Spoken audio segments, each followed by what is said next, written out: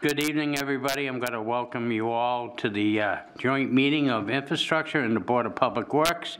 Today is April 21st, 2022, and the meeting started at 6 p.m. at Nashua North High School, 8 Titan Way. We're going to try to attempt a little bit of a roll call. Absent at this particular time is Alderman Laurie Wilshire. But present is Tyler Gaveva, Alderman Alex Comeau, Alderman Richard Dowd, myself, Alderman Michael O'Brien, Tim Cummings, Community Development Director. We have Carolyn O'Connor, yes, with us. His Honor the Mayor, James Donchis, Kevin Moriarty, BPW Commissioner, Shannon Shoneman, BPW Commissioner, Paul Shays on an excused absence, June Lehman, BPW Commissioner, and also we have Jaffe from Harvey Construction, Kyle Dubois of Harvey Construction, and could you... Andrew Martino. From Harvey Construction? Okay, thank you. And when we get to talking, I think mostly the people that transcribe us recognize particularly the aldermen and the commissioners' voices, but if you guys speak, can you just state your name so it does get transcribed appropriately? All right, so again, welcome all. Let's see, we'll open the meeting. Basically, we just did our introductory remarks. I'll now open the meeting for public comment. I don't see anybody here. So I will close the portion of public comment, and we'll move right on to the approval of the minutes of 3/24/22. Without any objections, I'll accept the minutes and place them on file. Any objections? Then they are placed on file, so ordered. Item number 4, moving to general progress update. We'll have, I'll turn to Director Cummings. Yes, thank you. Yes, thank you, Mr. Chair. For the record, Tim Cummings, Director of Economic Development. We have Harvey with us and Jaffe, the project manager, who will be giving us a quick preview and update of the work we've accomplished thus far. I'm going to drop the screen.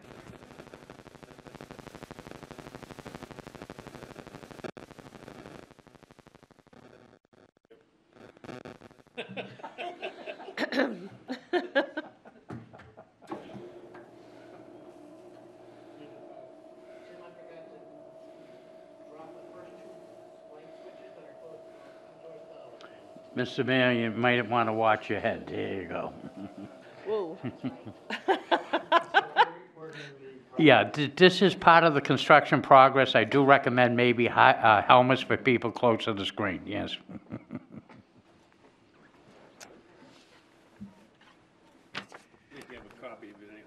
Yeah. You're okay, you're fine. Yeah. Here.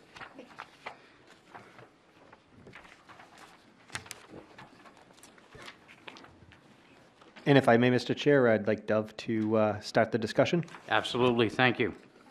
Thank you. Dov Jaffe, Harvey Construction. Yep.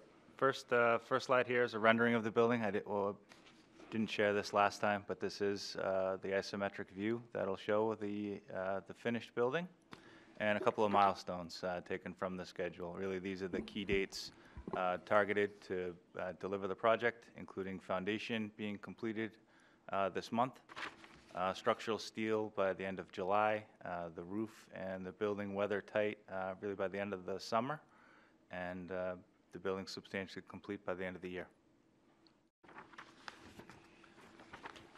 Attached is a schedule update. This month, this schedule was updated to include fabrication and delivery in order to track long lead items, particularly in the environment that we're in with supply chain issues and material delays. This has been an item of concern and focus for the project.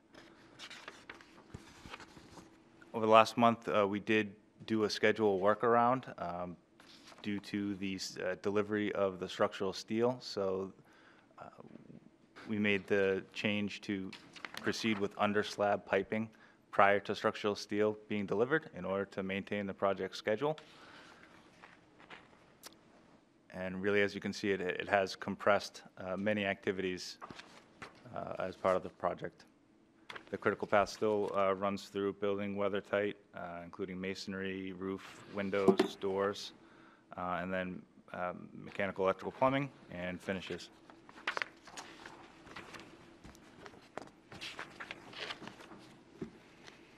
These are some photographs of the work that's been completed this month.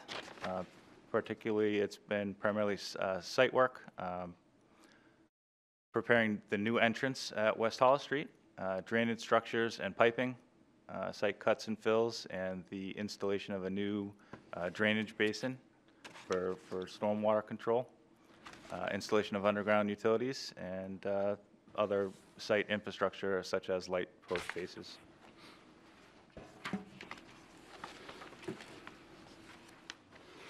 The other major element of work this month has been the foundation. So you'll see an aerial view of the perimeter of the building. That includes the footings and foundation walls, damp proofing and insulation. Right now we're preparing for the interior piers and the elevator pit. So that's the next major structural element.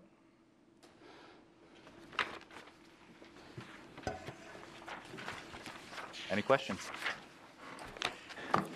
Dov, could you just quickly help explain the schedule, and in particular, what color should we focus on for critical path in your PowerPoint? Red.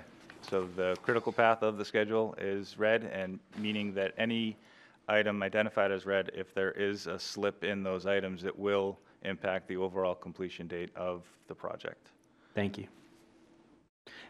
And if I look at your current schedule, it looks like you have substantial completion happening at the end of December, December 27th? Correct. So I just want to make sure everyone is aware of the current schedule that we're working with. Alderman Comeau? Yes, thank you. So looking at the schedule, the vertical blue line shows the, is that the current progress? Does that show that we're about 2 weeks behind schedule? No, the blue line is the update, basically the date for this schedule update. So this schedule was created maybe 2 weeks ago at month end. So that the information that's here is about a week and a half old, since April 8th. Thank you. Any other questions, members of the committee? Yes, Mr. Dowd. Just to follow up on that, that blue line will track from left to right as we move forward month to month, and Dov does his updates, so just so people understand how to read it properly. Mm-hmm. Any further questions? Thank you, Mr. Jaffe. Very nice. Thank you. Okay, we'll move now. Well, we'll wait a second while the screen goes up.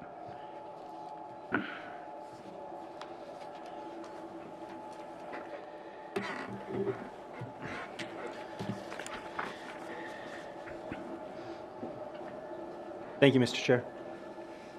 Yeah, I was just going to say, Mr. Cummings, we're going to step to number 5, but just to keep everybody informed, when I called the roll, I forgot to mention Alderman Jetty. Alderman Jetty cannot make it this evening due to a personal illness. And if you look at the second on the agenda, on the memos on number 5, alternative number 5, hot water pipes and direction will be needed. We're going to hold that on the agenda till Alderman Jetty is present to the next meeting. It isn't time sensitive at this particular time, so it would be the courtesy. So without objection, we'll give Alderman Jetty the courtesy to the next meeting, and we'll bring that forward at that particular time. Okay. Mr. Cummings, will you get to the first issue on memos, please? Yes, thank you, Mr. Chair. Again, Tim Cummings, Director of Economic Development. We're at the point in the agenda on something that I wanted to bring to the committee's attention. and seek your guidance and hopefully your acceptance on a process that we're developing as we go. This is the first time a joint body has met. We have a school structure well underway for construction of school buildings, but here on the municipal side, it's been a while since we've built a new building, and so following the charter, the process that's set out in the charter, it says that a joint body needs to be constituted, and that joint body needs to be constituted with the Committee on Infrastructure, and then depending on the building and what government entity actually has care and custody over that building. In this case, it's the Board of Public Works. The joint body is constituted with that other governmental entity. And so from there, our charter spells out certain responsibilities that the joint body has. In particular, this one has a full and complete design oversight. It has a role in providing recommendations on financial. Ultimately, financial decisions go to the Board of Aldermen and following our Finance Committee process, and we've been following that in good order. There is a slight issue relative to making sure we're staying with the timing of the project, and as you see, we have a very tight schedule to deliver this project, and our charter was developed many decades ago. It didn't necessarily anticipate some of the newer construction methodologies that we're working with now, and so I'm trying to reconcile how best to do this, and I'm following a little bit of the process that's already been developed with the joint school building, and under the guidance of Alderman Dowd, this memo basically outlines what I'm hoping we can do as matter of policy for right now, if acceptable, but ultimately what I would suggest we would try to get codified in legislation. And starting with the back of the memo, you'll see that I'm recommending a new ordinance be developed, which would allow the chair of this body the ability to authorize up to $50,000 when it comes to change orders with a communication back to this joint committee. This is something that, as I understand it, is allowed at the school board process. We do not have that ability, and so I'm suggesting that we file legislation to allow for that. That is obviously going to take some time, and so without that, I have developed a scheme that's in front of you, which basically outlines how the process would unfold, and if everyone's acceptable to it, this would be what we would do as a matter of working order until the legislation is approved. And essentially, starting with the first item, the requisition or invoicing process, and so. By way of background, when it comes to the municipal side of general government, once a contract has been authorized, the directors have the ability to authorize payment. And so what I recognize, though, is this body should have the ability to see how the invoicing is occurring. And so what I'm suggesting is that anytime there's an invoice issued, prior to actual having payment, we would submit it as part of this package, and that's what I've done today. You'll see requisition number 2 and requisition number 3 before you. We had a little bit of a timing issue, and Harvey was very gracious to work with us to redevelop their internal process to meet our timelines. But as you'll see, we have 2 requisitions this evening that, if generally acceptable, we would like to proceed with payment. When invoices are not part of the Harvey contract, the Board of Aldermen has contracting responsibility if it's over $1 million, and if it's under $1 million, it's the Finance Committee. It would be the same process, but we would have a recommendation by this joint body. That's what we've been doing all along so far, and that's what I'm suggesting we continue to do again. Now, if there is not a contract issued, there would be a payment authorization. We try to avoid that as much as possible. We only do that for things that would be under $25,000. But nonetheless, everything would come back before you, so you'd have a running tally of all the expenses, so you could see how the money is being spent. Next item is the change orders. And this is a very sensitive item in terms of timeliness. Change orders are typically brought to our attention because something was not anticipated. It was an unforeseen condition that needs to be rectified right away. As I mentioned, the joint school building process allows the chair up to $50,000 authority without bringing it to the full body. We're suggesting that this same process be mirrored. We currently have a contract in place with Harvey for $12 million. And so we're well within our discretionary ability to approve change orders without needing to go back before the Finance Committee, or if it was a bigger item, to the full Board of Aldermen, because we have a guaranteed maximum price of just over $10 million. I have a diagram here that kind of shows how this would be handled, and ultimately what I'm suggesting is what we do is meet weekly. The executive committee, which has been the chair and the vice chair of infrastructure, I believe the vice chair of Board of Public Works gets invited. The mayor obviously could attend if he was interested, and meets weekly with the design and construction team. We go over the various items. When something is raises to the level of needing to be brought before this committee, it would be at that meeting that it would be flushed out and essentially then presented to this body at the next occurring meeting. The whole thought process behind this is to make sure we're able to keep up with the timeliness of the project. We can't have delays because this body only gets together once a month, and sometimes there's decisions that are going to be necessary on a weekly basis. My commitment to you will be is I will bring it to you immediately at the next following meeting, to make sure that everyone's well aware of it. And this is, again, nothing relative to design. Anything that was relative to design, we would bring back before you, before any decision was made.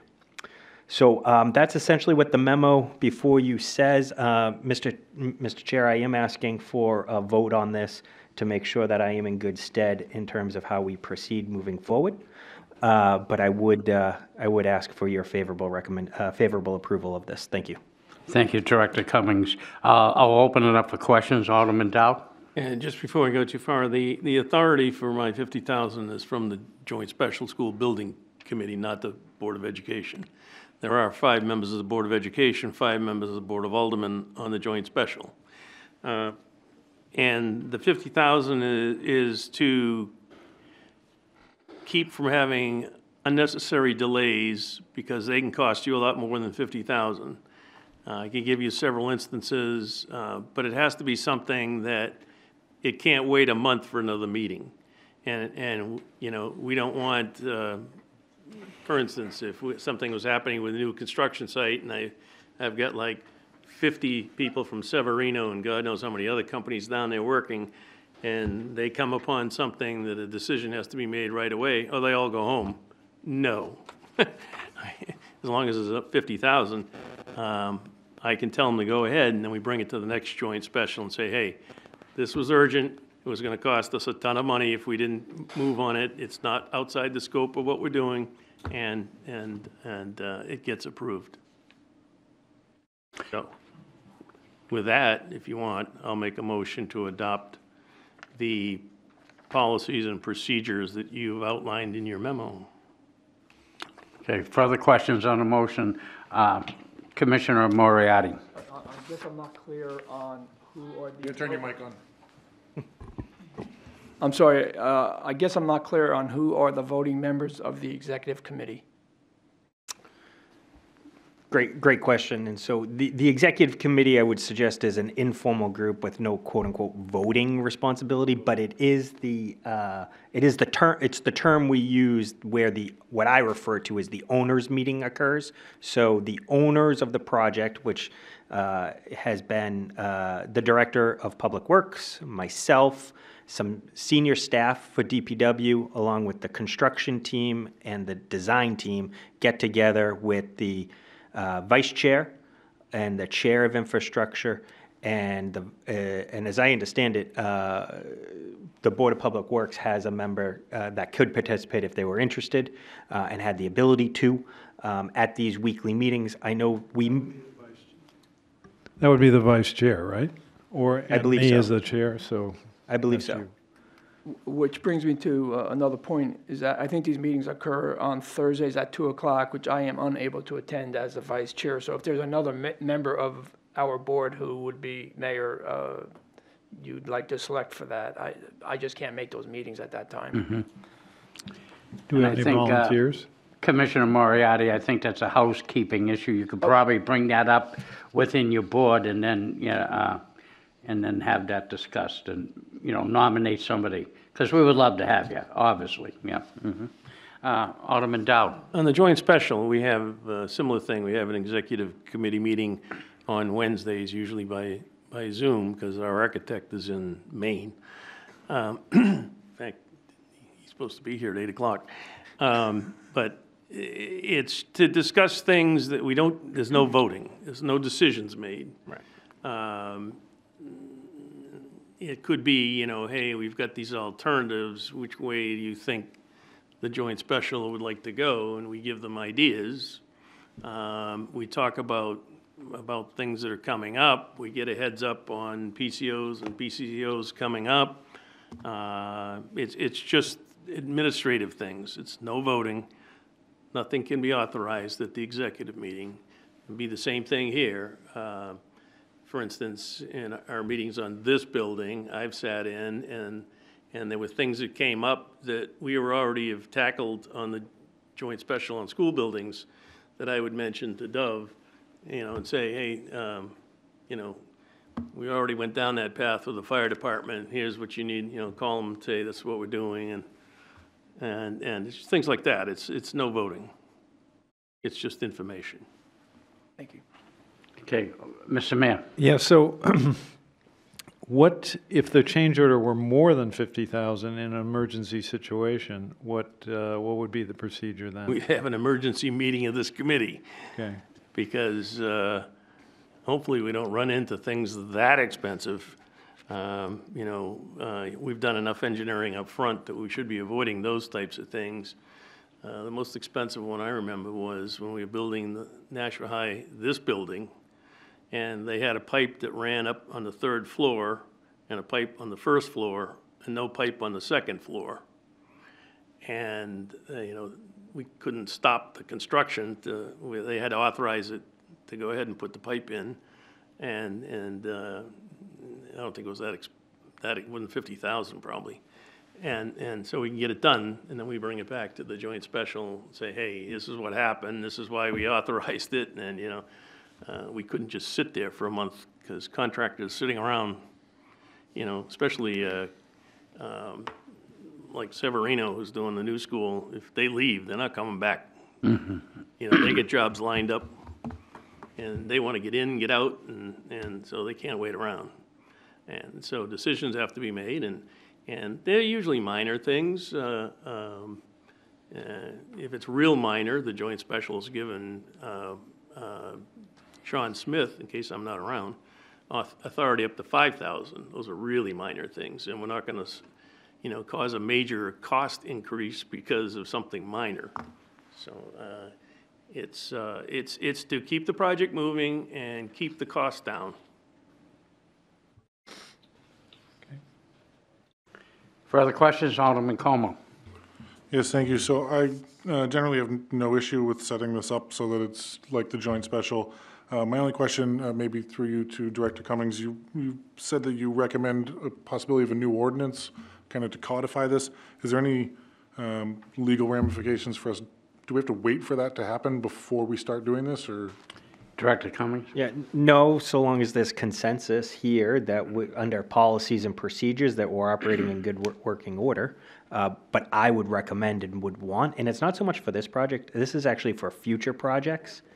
I'm thinking more globally for the city of Nashua overall as other buildings come up later on. And one of the items that I didn't mention earlier, but I'll just take the opportunity to note now, is I would suggest also the chair of infrastructure be the chair of this joint body whenever constituted, to just help keep this from an organizational perspective, a way to help moving this forward. The way the charter reads, and I took some time to actually learn this, every single time that the police, the fire, in this case, the Board of Public Works undertakes a major construction project, this joint body needs to be formed. And so from a long-term planning perspective, I would recommend having this ordinance in place to help guide the city moving forward. Yeah, and if I can add, I think historically the original name of the Committee of Infrastructure was Lands and Buildings, but somehow modernization and it became infrastructure, so. And It goes back to our roots. I believe you've already talked to legal, and this would be just, if they put an ordinance in place, it would just be to codify it, so the next time there's a new building, we don't have to reinvent the wheel.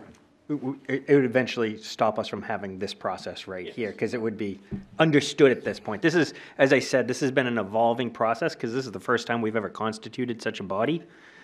It's the first time we've built a new building in a really long time. I just wanted to make sure that we didn't have to wait for that. We Yeah. could start doing it right away. Yeah. Any other questions, members of the committee? Seeing none, I will call for the vote. All those in favor of the Alderman Dowd's motion signify by saying aye. Aye. Aye. Opposed? Motion carries. Next on the agenda, like I say, we're skipping out of a courtesy to Alderman Jettie. We'll move on to number 6 on the agenda. Mr. Cummings, can you take us through requisition number 2 and requisition number 3, please? Yes, so what you'll see before you is requisition number 2 for $444,410.36, which is essentially invoice number 2 from Harvey. And the third requisition was a projection. As I mentioned, Harvey was very kind to change their process, so we were a little bit of a time delay here. At the time, it was looking like it was $500,364.86. As I noted, that's a projection. It actually, the official number came in this morning at $527,877.48. So I just want to make sure everyone knows and acknowledges that that these are the 2 requisitions that we will be authorizing payment for, ideally as soon as this meeting is over. Okay. Any discussion on these requisitions? And Mr. Cummings, do we need a motion on this to accept? No, Okay. Huh? I would recommend that we don't, but better be safe than sorry. Yeah, So, It's crossing the T's and dotting. yeah, exactly. Yeah, okay. All right, without objection, normally it could handle it separately, but seeing there was no objection to it, if I may read it off, the 2 together to expedite this. So all those in favor signify by saying aye by approving requisition number 2 and requisition number 3. So call the vote. All those in favor say aye. Aye. Opposed? Motion carries. Next on the agenda is the change order review. Director Cummings, can you take us through change orders 1, 2, 3, 4, and 5? Yes, and we have Dove here this evening who will help correct me if I get any of this wrong. But essentially we have, and I'll take a moment to actually step back and maybe explain what a PCO is. So a PCO is a potential change order, and it's a way the construction manager flags for us in advance that there'll be a potential primary contract change order, or a PCCO, coming a little bit later on. And in this particular case, we have PCO number 1 and PCO number 2. PCO number 1 was relative to some anchors that were not available, that were specified in the drawings that we needed to do a substitution for. And so the price when we got the available material was a little bit higher than anticipated. And then the equipment rental was to rent a piece of equipment that was unforeseen at the time, some material that was in the fill that was not expected that needed to be excavated. That's actually a good example of a time-sensitive one that needed to be acted upon right away. At any rate, these first two PCOs actually don't have an effect on our contract. Harvey was able to handle it within their current existing contract, I believe, with other lines. But nonetheless, because they weren't explicitly spelled out in the original contract, they come before us as a potential change order, and it's outlined appropriately for us from a housekeeping or an accounting paperwork perspective. But there's no change in the price. With that being said, I'm going to call your attention to PCCO, which is the first prime contract change order, and that has to deal with actually numbers 3, 4, and 5, which are listed above, and those actually do have cost ramifications to our original contract, where we have an EMS for $36,000, fire alarm, stairwell, EBU at $8,209, and an additional steel structure at $41,000, which these were the three items that were compiled and are in PCCO number 1, which is a total of $86,010.22. I'm going to hand it over to Dov to maybe walk us through specifically PCO number 3, PCO number 4, and PCO number 5 to provide just a little bit more detail as to why they were necessary. Thanks, Tim. Dov Jaffe, Harvey Construction. PCO number 3 is an electronic messaging sign. So this will be a sign that is proposed for the entrance at West Hollis Street. And this cost is for the sign and its structure only, and does not include the anticipated masonry piers and any accent lighting that will also be added to it. So the intent of this was to get it reviewed and the design underway so that it could be in place in time for this project. And if I may, this sign had always been anticipated in our overall project budget. So, but what it wasn't was originally part of Harvey's contract. So this cost, although it's being represented as a change order because it is a change to Harvey's contract, is not a change in the sense that we always were carrying this in our total project budget. PCO number 4, the fire alarm and stairwell backup units. These are battery units. These were added at the recommendation of the Nashua Fire Department after their review of the plans. PCO number 5 is additional structural steel, not an additional steel structure. It is extra steel that was requested to be added underneath the high-density file storage system after the design considerations and the weight of those file structures was known. And after a structural review, the design team advised that this was going to be required. So thank you, Dov. So essentially, those are the three items that total $86,000. What I'll also take the opportunity to note right now is you're going to see next month probably a couple more change orders, and it's not unusual at the start of a construction project, particularly a project that has such a tight schedule, to have a lot of this happen up front in terms of just trying to get the project off the ground. So we will be trying to keep this at a minimum as much as possible, but we do need to get some of these final details figured out so we can keep to the schedule. The most important thing here is to maintain the project schedule. Slippage of that schedule could cause more expense to us than these individual items that we're talking about right now.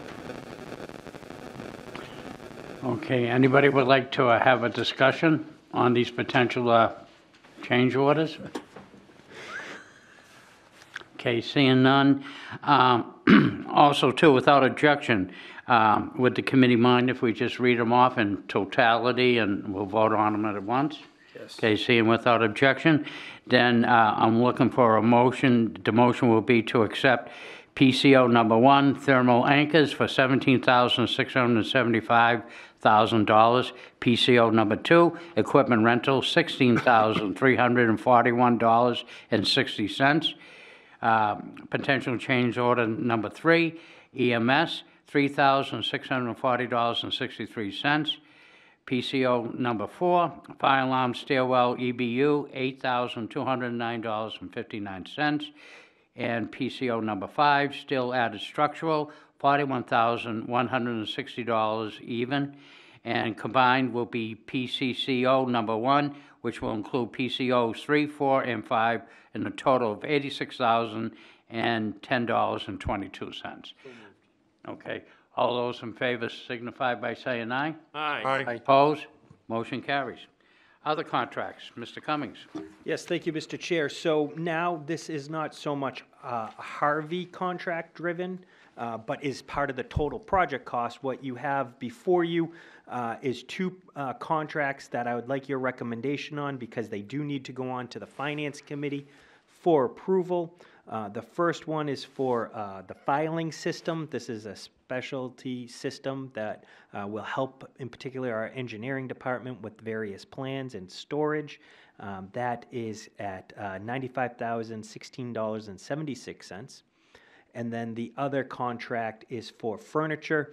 This is essentially for $400,000 to help with help with various office furniture and pieces of furniture of that nature. And this is to start that process. We need to have a purchase order placed to begin the layout, the design, the selection of the various pieces. And both of these items are part of the total project budget and was anticipated, so this would not be an added to the overall project in and of itself. Okay, and I think that's just an update, no vote is needed. If I could, yes, no, Mr. Chair, if I could get a recommendation from this committee, I'd like to be able to represent that at the Finance Committee Okay. the next So time they forward. constitute. All right, I will call for a motion to do the, how should I phrase this?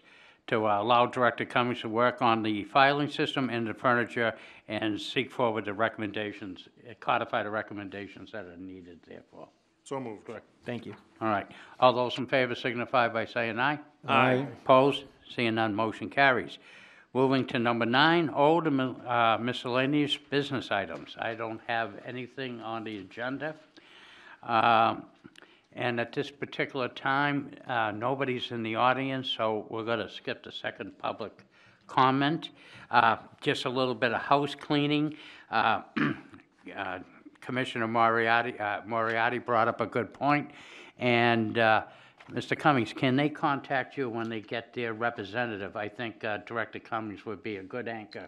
Yeah, happy to do that. For that. I'll let, respect to your committee to come up who would want to be representative at these particular meetings. And I'll work with Director Fodo, who will liaise to me who it should be, and I will facilitate the process to have that person brought on board. okay. Anybody else have any other items that they want to discuss with the joint committee? Director Cummings. Thank you. It just goes to the last agenda item. I wanted to confirm when we would meet again in May. We've been typically meeting at 6 p.m. on Thursdays. I would suggest it would be something like May 19th or May 26th. And I want to confirm, and I haven't, I defer to the body as to which one they would prefer, but I want to, do we maybe know what night joint special is? The fourth Thursday in the month. So that would be the 26th. So hearing that, if it's the pleasure of this body, I would recommend the 26th of May for our next meeting. I think I have a medical procedure that I'm really looking forward to for that day, but the acting chair could step in if it, Fine with me, I'm gonna be here anyway. if it's a consensus. Okay. We'll nail the 26th. If I Okay. can make it, we'll see how good the doctor does.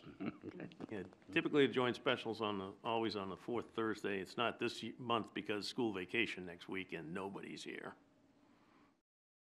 So, Thank you. Okay.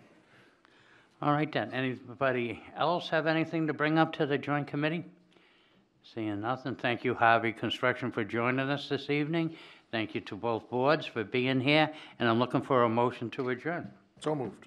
Okay, we have a motion, and we'll call the meeting adjourned at 7:41. 6:40.